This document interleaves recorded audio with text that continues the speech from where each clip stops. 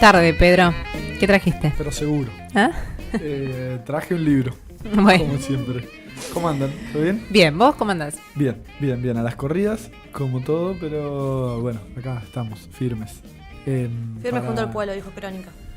Sí, hacía varias semanas que no estaba, habíamos tenido un viernes sin programa. Sí, es verdad. Así que hacía bastante que no aparecía, pero bueno, hoy volvimos con un libro que estuve leyendo las últimas semanas, que es me pareció bastante interesante. Es el último libro que publicó Leila Guerriero, el libro se llama La Llamada.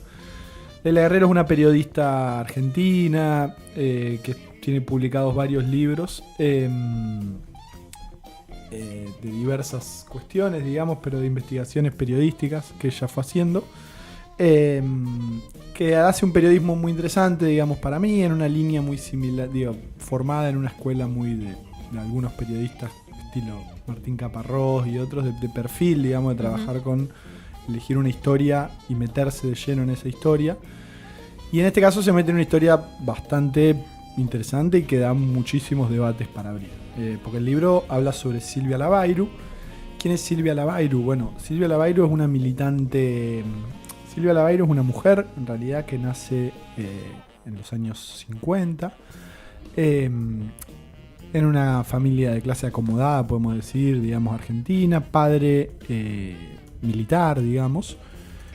En los comienzos de los 70, en el año 70, ella con 13 años ingresa al Colegio Nacional de Buenos Aires y atraviesa el secundario en el Nacional de Buenos Aires, lugar en donde se involucra de alguna manera con la militancia estudiantil, militancia secundaria. Empieza a militar en los 70 en el Centro Estudiante del Colegio Nacional de Buenos Aires y se suma en el año 74-75 a Montoneros en un proceso bastante particular porque no venía de un perfil, digamos, que uno asociaría con el que venían muchas de las organizaciones revolucionarias, pero por amistades, por distintos vínculos, se suma a Montoneros. Vamos a contar la historia resumida de ella. Se suma a Montoneros y rápidamente empieza a asumir roles importantes dentro de Montoneros. Empieza a participar de una... También, obviamente, digo, la situación política todos la conocemos, años 75, 74, 75, 76. La situación política empieza a recrudecerse cada vez más. El clima de violencia en la Argentina es cada vez más mayor. Montoneros empieza con algunos operativos importantes, digamos, y ella forma parte. Tiene un rol de una secretaría importante dentro de la organización. Y bueno, participa de algunas actividades, atentados que va haciendo Montoneros en distintos lugares.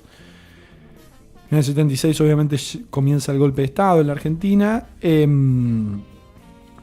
Y Silvia Lavairo, embarazada, con 20 años, es detenida, secuestrada, digamos, ¿no? Es secuestrada y es detenida en la ex-ESMA, digamos, ¿no? La detienen en la ex-ESMA. Y ahí empieza una historia súper compleja, interesante, con un montón de cosas a ver. Silvia Lavairo va a permanecer al menos 2 años en la ex-ESMA y va a salir de ahí, ¿no? Va a tener a su hija en la ex-ESMA. Hija a la cual se la van a dar a la familia del padre, digamos, ¿no? La familia del padre de la nena, digamos, los militares. ¿Qué va a ocurrir ahí? Van a ocurrir varias cosas, digamos.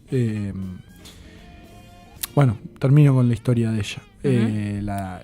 Pasa su tiempo en la ex-ESMA, donde es torturada, obviamente, donde es violada, digamos, ¿no? Tiene a su hija es entregada a la familia paterna, digamos. Ella está 2 años, luego de 2 años es liberada del ex-ESMA y se le permite exiliarse, se va a ir a España, donde permanece muchos años viviendo allá. Más cosas complejas en la historia de Silvia Lavairo. Silvia Lavairo es quien se infiltra con Astiz en Madres de Plaza de Mayo. Digamos, Astiz se infiltra, participa de alguna serie de reuniones de Madres de Plaza de Mayo presentándose como un familiar de un desaparecido, digamos. Para que la infiltración de Astiz sea creíble, alguien le sugiere que le convendría hacerlo con alguien más. Y como Silvia Lavairo era rubia, todos dicen que era hermosa, o que vive ella, ¿no? Pero que en su juventud era hermosa, digamos, ¿no? Como Silvia Lavairo era rubia, parecida físicamente en algún aspecto a Astiz, le sugieren que sea con ella, con la que se infiltra. Entonces Silvia Lavairo es llevada infiltrarse y a participar de algunas reuniones de Madre de Plaza de Mayo, como la hermana de Astiz. Bueno, luego de un tiempo es liberada, se exilia en España y ahí va a vivir el resto de su vida. Va a ser una de las que hace pocos años, año 2011, 2012, va a ser uno de los testimonios fundamentales en los primeros juicios por violaciones en la Exesma. Primero, cuando se dan las condenas, en un primer momento las violaciones son incluidas dentro de lo que son las torturas a un nivel general, digamos, ¿no? en la Exesma y en todos los centros clandestinos de detención. Pasó mucho tiempo para que se pueda hacer un reconocimiento de que efectivamente eso se trató de una violencia de género, una violencia particular y de una condena particular que tenían que recibir quienes la ejercían. Y ella testimonia en ese juicio, un testimonio parece que es contundente y fundamental para las condenas que se dan. Y bueno, esa es muy resumidamente su historia, con un montón de complejidades. Ella, una vez que es liberada, se abren un montón de cuestionamientos hacia ella, desde muchas organizaciones, desde mucha militancia. Primero un cuestionamiento muy básico, digamos, que había en la época, que es, bueno, si a vos te dejaron irte, ¿por qué te dejaron irte? Digamos, obvio, ¿no? sí. Que es algo que Eve Bonafini ha planteado en unos primeros momentos. Bueno, los que salieron, por algo salieron. Mucho más cuestionada cuando se sabe, digamos, su acompañamiento a Astiz de alguna manera en ese proceso de infiltrarse en Madre de Plaza de Mayo y demás. Pero después también, ¿por qué ella es liberada? Por varios motivos, ¿no? Hay quienes dicen que los militares tenían o un grupo de militares que estaban a cargo del Exesma, tenían como una debilidad particular con ella, ya sea física, de diversas cuestiones, entonces que formaba parte como de una especie de grupo VIP dentro de los detenidos de la Exesma, un grupo que tenía ciertos privilegios que el resto no, como puede ser, por ejemplo, que su hija se la hayan dado a su familia y no a una familia de apropiadores y demás. Ella es abusada reiteradas veces por uno de los militares a cargo de la Exesma, pero después va a ser acusada de haber sido pareja de este hombre, digamos, ¿no? Muy complejo todo. Porque su argumento es, yo estaba detenida, perseguida, mi familia está vigilada, cualquier cosa que yo hiciera de negación a esto, no solo me iban a matar a mí instantáneamente, sino que podían ubicar rápidamente a mi familia. A mí me hace acordar a otros libros que han escrito también quienes estuvieron presas en esas cárceles y que señalaban esto, la particularidad de la violencia hacia las mujeres, que tenía una cuestión más correctiva, ¿no? Como, tiene posibilidad de reinsertarse, hasta una cuestión de yo te voy a hacer mujer porque en las organizaciones las mujeres estaban en distintos cargos de conducción, uh-huh. Como no eran las actitudes de cualquier mujer que adecuadas. Claro. Y de hecho, mucho tiempo después ellas van reconstruyendo la cuestión de las violaciones, de la violencia, porque hasta señalan que había como hasta entre ellas una mirada de decir, ¿por qué vos sobreviviste? Y de decirse, porque eran todas unas putas. Y no, de decir, era una cuestión de supervivencia y que después eso, terminaban siendo las esclavas sexuales de los genocidas. Sí, exactamente. Ella relata, por ejemplo, que había un genocida que particularmente siempre abusaba de ella, que la llevaba a un edificio privado, digamos. Ella podía salir a veces de la Exesma, pero salía acompañada de este uh-huh. hombre, iba a un edificio donde abusaba de ella, que en varios encuentros incluso el hombre estaba con su esposa y los dos abusaban de ella. Y ella daba una entrevista en el año 84, 85, en medio, en donde no recuerdo bien el libro, creo que fue Mirta Legrand, ella va al programa de Mirta Legrand, y Mirta Legrand le dice, ¿es verdad que vos estuviste en pareja con...? Y claro. le señala, y ella le dice, no como pareja, digamos, ¿no? Sí. Por eso, a mí me parece que... yo cuando me enteré que Leila Guerriero iba a escribir sobre esta historia, fui medio corriendo a buscarlo porque es súper complejo, digamos. Los 70 son para toda la historia argentina una década de un montón de debates y procesos importantes. Y después porque la manera que tiene ella de trabajar los temas es interesante. ¿Qué hace en este libro? Bueno, obviamente se contacta con ella. Leila Guerriero conoce la historia de Silvia Lavairo por una nota que sale en página 12, en donde se cuenta resumidamente su historia y su testimonio en los juicios por violación. Entonces inmediatamente le dan ganas de meterse en esa historia, se contacta con ellos y empiezan a tener diálogos que van a durar por lo menos 2 años, digamos, ¿no? En la pandemia fundamentalmente, 2020-2021. A la par, Leila Guerriero va a hablar con toda persona posible que pueda aportar datos a su historia. Yo lo resumí un montón, hay un montón de elementos súper complejos de la historia de ella, de su familia, de la familia de su esposo, de su pareja en esos años que también es detenido. Ella cuando la terminan liberando también, ella formaba parte de este proceso que un poco decía Sol, era de las que se intentaba recuperar, entonces está un cierto tiempo en el cual los militares la tienen como una especie de examen de ver si ella cumple con las condiciones necesarias para poder ser liberada, digamos de alguna manera, o reincorporada.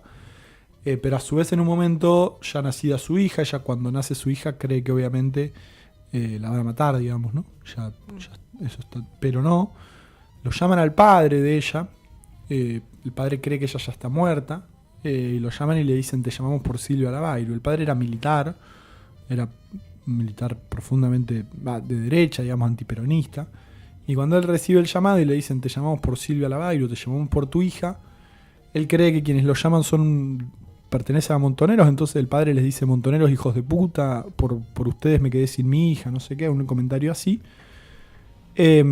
Y a partir de eso los militares cortan y le dicen a Silvia Lavairo, tu papá es de los nuestros o algo así. Se dan cuenta que el padre de ella es militar o es antiperonista como ellos.